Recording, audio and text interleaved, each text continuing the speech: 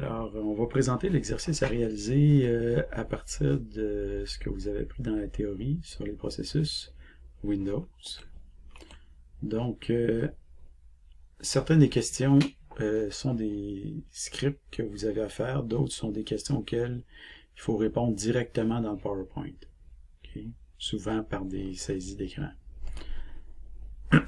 Donc, mais dans ce cas-ci, c'est pas par saisie d'écran, il s'agit de compléter le tableau. Donc, utilisez l'application processusexplorer.exe fournie, okay, avec l'exercice et les logiciels indiqués pour compléter le tableau suivant. Donc, vous devez dire si chacune des applications suivantes est une application de type 111, 11n, 1n1, 1nn, n11 ou n1n. Évidemment, il y a certaines de ces applications-là dont on a parlé dans la théorie, donc vous seriez en mesure de répondre immédiatement. Il y en a d'autres dont on n'a pas parlé dans la théorie, donc il faut vérifier quel type d'application c'est. Ensuite de ça, si vous prenez Adobe Acrobat Reader, okay, c'est une application de type 1.1n, relativement complexe, comme vous pouvez le constater par la hiérarchie que vous avez juste ici. Okay, donc, qui comprend deux exécutables. Okay. Donc, quand vous démarrez Adobe Acrobat Reader, vous avez automatiquement deux exécutables différents. Donc, utilisez Process Explorer et Adobe Acrobat Reader pour obtenir une hiérarchie équivalente à celle que vous voyez ici. Donc, vous devez utiliser Adobe Acrobat Reader pour obtenir une hiérarchie qui est exactement comme celle que vous avez ici, évidemment avec des process ID qui sont différents. Mais dans votre saisie, il faut mettre les process ID. Okay? Donc, voilà.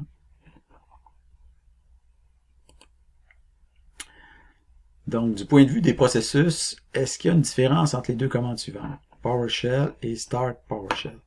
Okay. Donc, essayez de voir s'il y a une différence entre les deux. Je ne demande pas de répondre à la question tout de suite. Ensuite de ça, utilisez Process Explorer, CMD et PowerShell pour créer une hiérarchie de processus équivalente à celle que vous voyez ici. Évidemment, Process Explorer, c'est un logiciel qui vous permet d'afficher la hiérarchie. Donc, il faut obtenir une hiérarchie qui est équivalente à celle que vous voyez ici. Évidemment, avec vos Process ID vont être différents, mais il faut, dans votre saisie, inclure les Process ID et ce que vous avez là. Quand vous avez réussi à obtenir ça, vous faites la saisie, puis vous la mettez ici. Alors, en ce qui concerne les process et les pipelines, okay, quelle commande?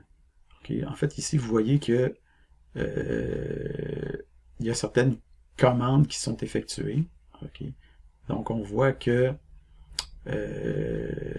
en tout cas, peu importe, vous voyez ici qu'il y a deux commandes qui sont là et qui affichent ce que vous avez ici. Okay. Alors, la question est, quelle commande avez-vous entrée ici? En fait, bon, comment je dis ça? La commande a été entrée deux fois et elle génère une sortie différente de 3 lignes à chaque fois pour ce qui est des Process ID. Ajoutez votre saisie d'écran avec votre commande visible cette fois-là pour démontrer que vous réussissez à produire la même sortie. Okay? Donc, c'est tout simplement une commande que vous allez saisir deux fois. Quand on dit une commande, ça peut être une commande assez longue avec des... Vous arrangez pour que votre commande affiche la sortie que vous avez ici. Évidemment, ici, il y a une espèce d'indice un peu là, qui s'affiche. Okay. En ce qui concerne les boucles infinies, okay. Donc, dans un premier temps, à l'aide du gestionnaire des tâches, identifiez le nombre de CPU logiques, c'est-à-dire le nombre de cœurs ou de cores dont dispose votre machine. Okay. Par exemple, ici, vous voyez que mon cœur à moi est un i5 et possède 4 cœurs. Okay. En fait, possède 4 CPU logiques, mais 2 cœurs. Donc, moi, ce que je veux, c'est que vous ajoutiez au PowerPoint les deux saisies qui correspondent, mais pas votre machine. Donc, je veux savoir c'est quoi votre CPU. Et je veux savoir c'est quoi ce que vous avez ici comme information en ce qui concerne votre CPU. Vous allez faire la saisie et mettre ça ici. En fait, il y a deux saisies à faire. Okay. Donc, deux saisies à faire. Ensuite de ça, on peut voir ici en haut comment on peut créer des boucles infinies, que ce soit en Python ou en Node.js. Donc dans l'exercice, on avait mis comment faire en Node.js. Et ici, vous avez comment faire en Python une boucle infinie. Donc, à l'aide des commandes que vous voyez ici, démarrez Python et Node.js en boucle infinie, puis saisissez à droite la hiérarchie des processus sur votre machine avec les process ID et les pourcentages CPU. Okay. Donc ici, à gauche, on peut voir que sur ma machine, les boucles infinies occupent chacune 25% de mon CPU parce que, donc on voit ici dans la commande .exe, j'ai démarré une boucle infinie en Python et j'ai démarré une boucle infinie en Node.js. Et on voit que pour chaque cas ici, le programme Python et le programme Node.js occupent chacun à peu près 25% de mon CPU parce que j'ai 4 CPU. Donc les boucles vont rouler sur 2, si vous voulez, on peut simplifier en disant ça, qu'ils vont rouler sur 2 CPU. Mais en réalité, ils ne seront pas nécessairement toujours sur les mêmes CPU, ils peuvent switcher d'un CPU à l'autre. Okay? Quand on dit CPU, là, c'est CPU logique, donc c'est les cœurs. Okay? Donc, moi, ce que je veux, c'est que vous me fassiez ça ici, vous démarrez ça, tout ça, et vous faites une saisie pour voir comment ça fonctionne sur votre machine. OK, vous faites la saisie ici. Après ça, vous devez démarrer d'autres boucles infinies, tout juste assez pour occuper votre CPU à 100%. Okay, donc, on veut un CPU à 100%. Donc, saisissez à droite ici la hiérarchie de processus avec des Python puis des Node.js qui vous permettent d'arriver à 100%. Okay, donc, on voit ici que, en ce qui me concerne, évidemment, en partant 4 processus, j'arrive à environ 4 boucles infinies, j'arrive à environ 100% parce que mes cores sont toujours occupés. Donc, une chose qu'on peut faire, c'est qu'on peut augmenter ou réduire une priorité d'un processus. Okay? Donc, démarrer une autre boucle infinie en Python, en plus des précédentes. Okay? Puis, à l'aide du gestionnaire des tâches ou de Process Explorer en mode admin, okay, augmenter la priorité du dernier processus que vous avez mis à real time. Okay. Donc, vous le mettez à real time. Ça, c'est le niveau de priorité du processus. Donc, normal, c'est la priorité 8. En bas de la normale, c'est 6. Normal, c'est 10. Haute, c'est 13. Puis real time, c'est 24. En réalité, il y a moyen d'aller plus haut que ça encore, mais plus haut, les processus qui ne sont pas des processus système n'ont pas accès à des plus hautes priorités. Il faut que ce soit des processus système pour qu'ils soient encore plus prioritaires. Donc, si vous augmentez la priorité, comme vous voyez ici, qu'est-ce qui se passe? C'est que mon processus prioritaire, qui a priorité sur les autres, lui, va avoir un CPU à lui tout seul, d'une certaine façon. Okay? Il change tout le temps de CPU, mais c'est pas grave. Il va tout le temps être occupé. Il va tout le temps il sera jamais en attente très très longtemps. Aussitôt qu'il est mis en attente, il retrouve tout de suite un CPU parce qu'il y a priorité sur les processus qui sont déjà en train de s'exécuter. Okay? Fait que ce qui va faire que les 4 autres processus ici vont se partager 3 cœurs. Okay? Donc, si vous faites 4 fois 17 et demi, vous allez arriver à environ 70. Donc, ça représente environ le 75% de CPU qui reste. Parce que lui, occupe 25%. Okay? Donc, moi, je veux que vous me fassiez une saisie ici pour me montrer comment ça fonctionne, c'est quoi votre répartition sur votre machine. Une autre chose qui est possible de spécifier, c'est que vous pouvez spécifier l'affinité d'un processus pour certains cœurs. Okay? Par défaut, un processus peut rouler sur tous les cœurs de votre CPU, mais en général, c'est effectivement ce qui va se passer. Il va switcher d'un CPU logique à l'autre. Donc, avec le gestionnaire des tâches ou Process Explorer en mode admin, okay, modifiez l'affinité d'au moins 2 processus en boucle infinie pour les restreindre au premier cœur de votre CPU. Donc, uniquement. Donc, le CPU 0, en réalité, que vous voyez ici. Okay. Donc, vous allez limiter les processus pour qu'ils s'exécutent uniquement sur le CPU 0. Et une fois que vous allez avoir fait ça, vous allez saisir la saisie d'écran ici, que vous voyez.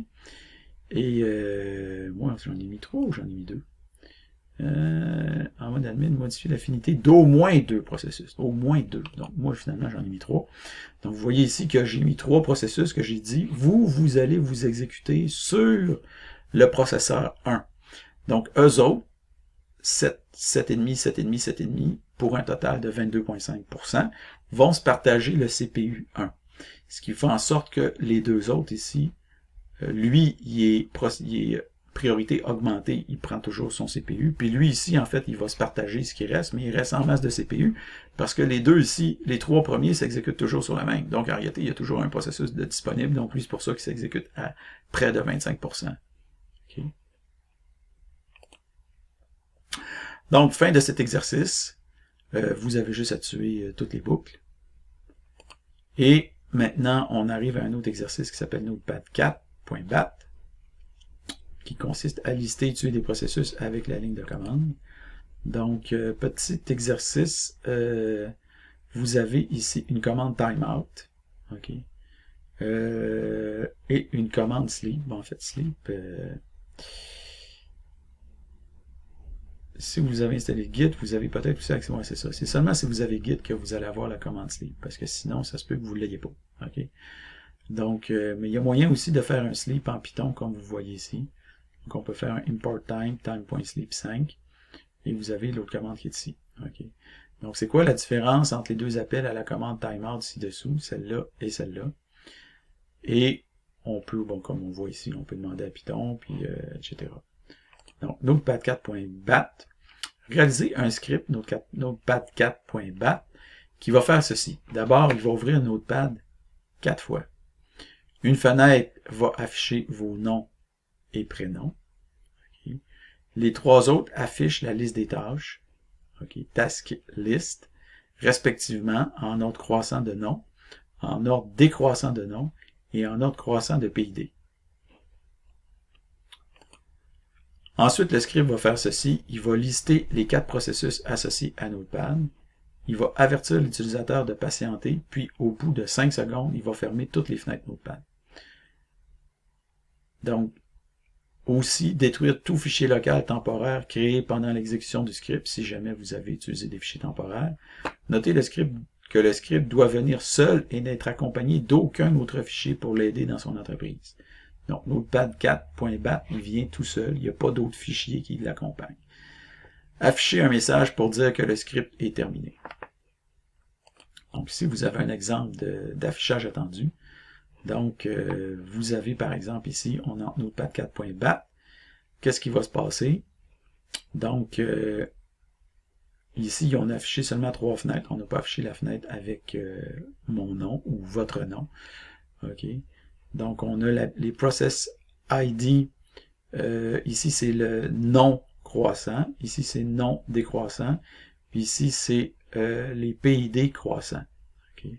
Et les processus notepad.exe, ils s'affichent, comme on voit ici. Et on dit veuillez patienter 5 secondes, puis OK, script terminé. Okay.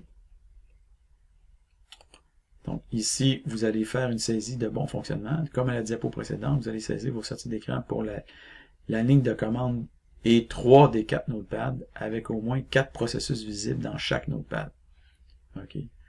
Pas tous les processus, parce que sinon, votre saisie serait trop grosse. OK. Moi, je veux voir quelque chose quand même dans votre PowerPoint quand je vais le regarder.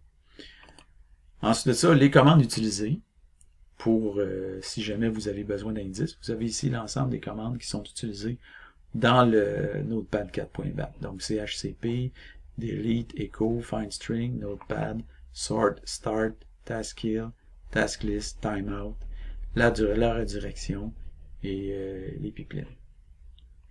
Quand vous avez fini tout ça, vous vous évaluez ici avec les points 1 point, 1 point, 1 point, 1 point, 2 points, 4 points pour un total de 10. Okay, et vous remettez sur les A ce PowerPoint-là avec votre script, en fait, parce que vous avez juste un script à créer. Et vous mettez votre note et le temps que ça vous a pris. Donc, bon succès.